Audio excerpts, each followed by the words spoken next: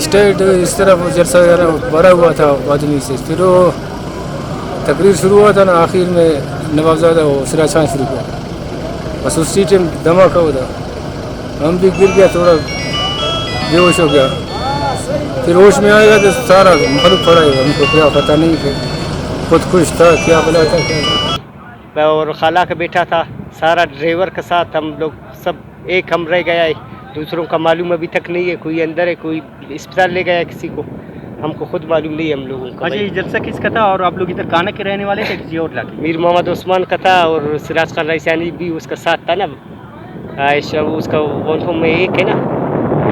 और मीर सिराज खान रईसानी आया, बस उसके बात करने लगा, उस नमक हो गया। नहीं, हम लोग नमाज पढ़ के अपने ड्यूटी पे थाने पे मौजूद थे, जैसी आवाज़ सुनाई दी हम लोगों ने बाहर निकला, देखा लोगों का भगदड़ शुरू था, फ़ौरन हम लोग पहुँचे, हम लोगों का इंचार्ज जहीर अहमद साहब हम लोगों के साथ ही था, पहुँचे यहाँ मौके पे काफ़ी लोग पड़े हुए थे, ऐसे ज़ख्मी, कोई खून में लथपथ पड़े हुए थे। सुना इसी पर बाद में पता चला कि यहाँ पे कार्नल मीटिंग था मीर सिराज खान का और मीर मोहम्मद उस्मान का,